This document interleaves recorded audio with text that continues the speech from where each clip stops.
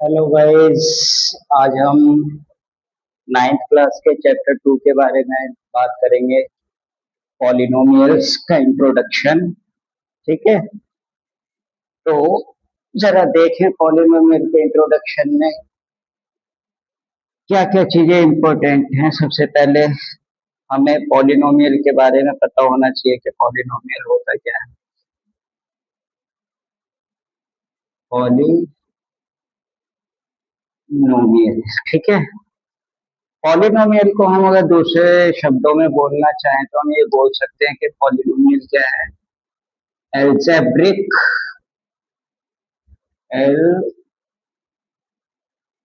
Algebraic expressions, ठीक है। Algebraic expressions को हम क्या बोलते हैं?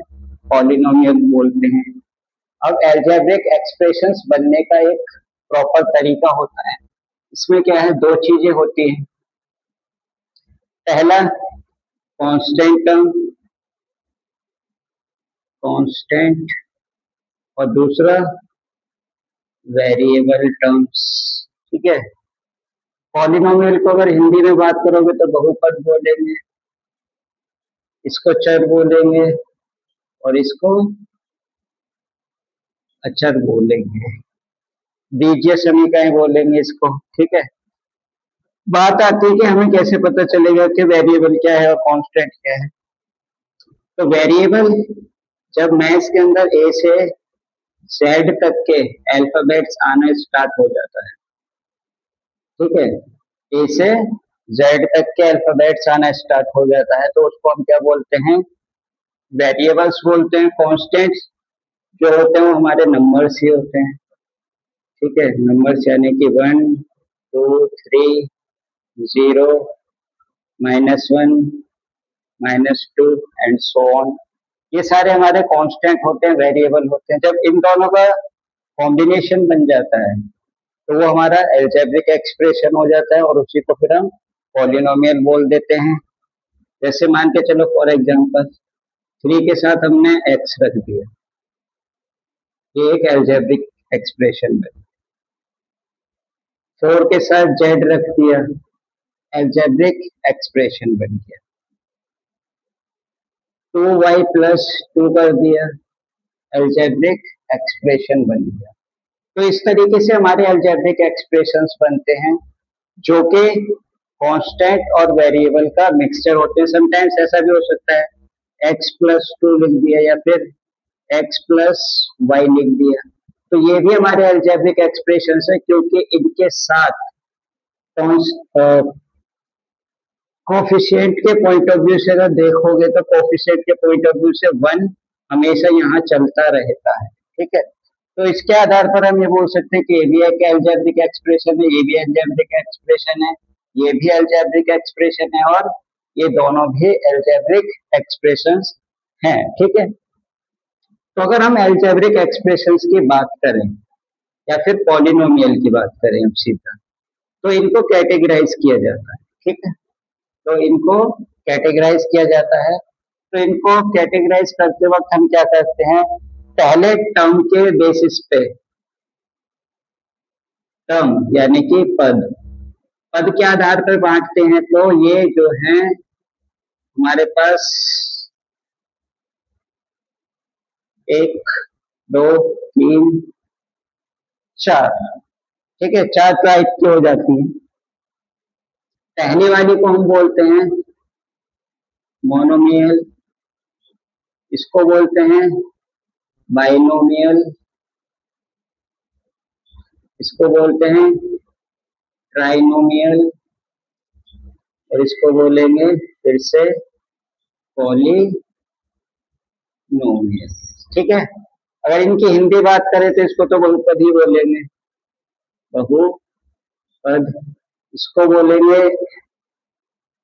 त्रिपदी, इसको बोलेंगे द्विपदी, और ये एक पदी, ठीक है। तो लेकिन हमें पता कैसे चलेगा कि किसी के अंदर कितने टर्म्स हैं? तो कभी भी याद रखना, टर्म्स जो हैं वो प्लस या फिर माइनस के साइन से पता चलता है कि उसके अंदर किसी भी अलजेब्रिक एक्सप्रेशन के अंदर या फिर पॉलिनोमियल के अंदर टर्म्स कितने हैं, पद कितने हैं, वो प्लस या माइनस से ही पता चलेगा। ठीक है, मल्टीप्लाई या फिर डिवाइड से हमें नहीं पता चलता है कि उसके अंदर कोई टर्म है भी या नहीं, क्योंकि मल्टीप्लाई और डिवाइड जो होते हैं वो पूरा मिला के एक टर्म ही बनाता है।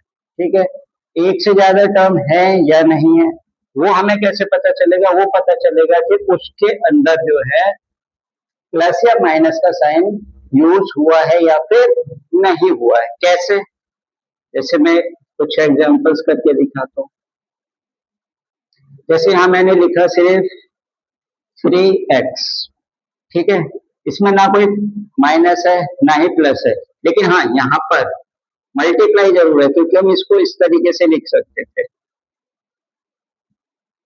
तो ये तो पूरा मिलके फिर एक ही टर्म ना बन गया, है ना। तो इसीलिए कभी भी मल्टीप्लाई से, या फिर अगर मैं इसको ऐसे लिख देता डिवाइड बाय 2, तो इसको मैं एज इट इज लिखना चाहता था 2/x, अभी भी तो ये एक ही टर्म है। तो इसके आधार पर हमें पता चलता है कि टर्म जो है मल्टीप्लाई और डिवाइड से डिसाइड नहीं होता है। ठीक है, क्योंकि वो पूरा का पूरा फिर एक ही टर्म हो जाता है।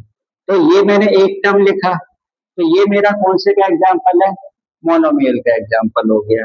अब देखो x+2 लिख दिया मैंने, तो 1 और 2, अब इसमें दो टर्म हो गए। अब दो टर्म होते हुए इस वाले का एग्जाम्पल हो जाएगा।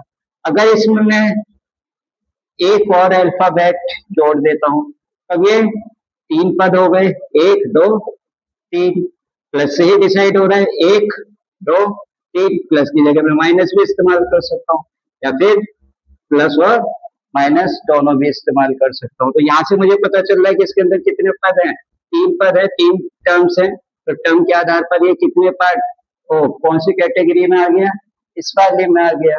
उसके बाद अगर मैं इसमें कोई एक और टर्म इंक्लूड कर देता हूँ, तो ये मेरा पॉलिनोमियल में आ जाएगा। 3 के बाद फिर हम उसको पॉलिनोमियल ही काउंट करना स्टार्ट कर देते हैं। ठीक है, तो ये हो गया हमारा टर्म क्या है, अकॉर्डिंग इसको कितने पार्ट्स में डिवाइड किया गया है। ओके, उसके बाद जो नेक्स्ट जो टाइप्स हम डिवाइड करते हैं उसको हम एक्सपोनेंट यानी कि डिग्री, डिग्री यानी कि घात, इसके आधार पर भी बांटते हैं। इसके इंग्लिश में और भी नाम होते हैं, एक्सपोनेंट भी बोलते हैं और पावर भी बोलते हैं। ठीक है, इसके आधार पर भी ये बेसिकली 3 पार्ट्स में ही, 4 पार्ट्स में ही डिवाइड होता है। नॉर्मली पहले हम 3 पार्ट में ही डिवाइड करते थे। ठीक है, तो इसको कितने पार्ट में डिवाइड किया जाएगा, 4 पार्ट्स में डिवाइड किया जाएगा। वो 4 पार्ट कौन कौन से होंगे वो देख लेते हैं जल्दी फटाफट से। तो पहला पार्ट है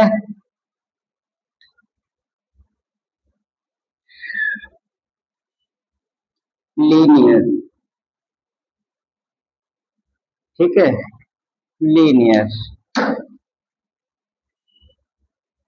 दूसरा है क्वाड्रेटिक, तीसरा है क्यूबिक और चौथा है बाय क्वाड्रेटिक। ठीक है, ये 4 पार्ट्स में डिवाइड किया जाता है इसको। लीनियर को रैखिक बोलते हैं, इसको द्विघात बोलते हैं, इसको त्रिघात भी बोलते हैं। ठीक है, तो इस तरीके से इनके नाम होते हैं। अब हमें पहचान कैसे होगी कि कौन सा किस में आएगा, तो हमें डिग्री पहचाननी होती है। ठीक है, कि किसी पॉलिनोमियल की डिग्री क्या है। जैसे मैंने फॉर एग्जांपल एक पॉलिनोमियल लिखा x की पावर 2 प्लस x की पावर 3 प्लस y। ठीक है, तो यहाँ पर हम पावर को मेजर करते हैं। ठीक है, पावर को मेजर किया तो हमें दिखा कि हाईएस्ट पावर जो है हाईएस्ट पावर जो है वो क्या है, 3 है। तो इस पूरी पॉलिनोमियल की जो डिग्री है वो 3 है, जिस वजह से ये क्यूबिक में आ जाएगा। ठीक है, अब ये नहीं देखना कि इसमें 2 भी तो है तो ये क्वाड्रेटिक आएगा, नहीं, हाईएस्ट पावर के अकॉर्डिंग हम उसका डिवीजन करते हैं।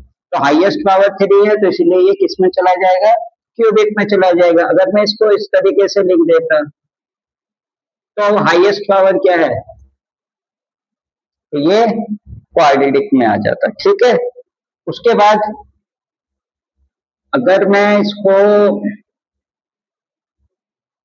x+2 करके ही छोड़ दूं तो अब कोई भी पावर नहीं है, लेकिन जब कोई पावर नहीं होती तो वेरिएबल के ऊपर पावर 1 होती है। हमेशा पॉलिनोमियल की पावर जो देखनी है वो वेरिएबल्स के ऊपर देखनी है, कांस्टेंट नंबर के ऊपर नहीं देखनी है। ठीक है, कांस्टेंट नंबर के ऊपर क्यों नहीं देखनी, उसके पीछे का रीजन मैं भी बताता हूँ। तो यहां से ये किस में हो जाएगा, रैखिक में हो जाएगा। ठीक, अब देखो कांस्टेंट टर्म की पावर क्यों नहीं देखते हैं। मान के चलिए मैंने यहाँ पे सिर्फ एक नंबर लिख दिया 8, अब इसके साथ कोई कांस्टेंट टर्म तो है नहीं, तो इसीलिए अगर इसकी डिग्री की बात की जाए कि इस पर्टिकुलर की डिग्री क्या है तो 0 आएगी। क्यों 0 आएगी, उसके पीछे का रीजन देखो, -8 है इंटू, मान के चलो a इसके साथ कोई वेरिएबल होता, उसकी पावर क्या होती, 0 होती, और 0 पावर होने के बाद इसको हम क्या कर सकते थे, जब किसी की पावर 0 होती है तो उसकी वैल्यू 1 होती है, तो इसलिए हम वहां पर जब कांस्टेंट नंबर होता है तो उसकी डिग्री क्या शो करते हैं, 0 शो करते हैं। ठीक है, तो ये था हमारा पॉलिनोमियल के बारे में थोड़ा सा बेसिक्स। ओके, अभी और भी है थोड़ा सा,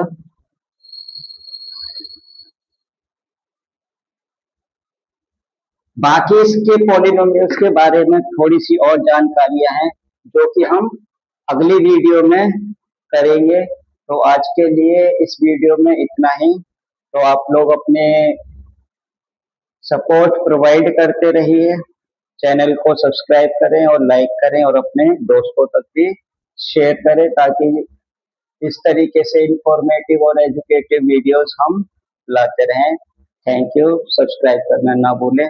लास्ट में कमेंट जरूर किया करें, ताकि कोई भी ऐसा टॉपिक जिसके बारे में तुम्हें जानकारी चाहिए या फिर इसी में कोई डाउट रह गया हो तो आप कमेंट में डाल दो, ताकि अगर मुझे लगेगा कुछ तो कोई सेपरेट वीडियो बनानी है तो मैं सेपरेट वीडियो बनाकर या फिर आपके जो कमेंट होंगे उसी में उसका रिप्लाई दे सकूं। Thank you.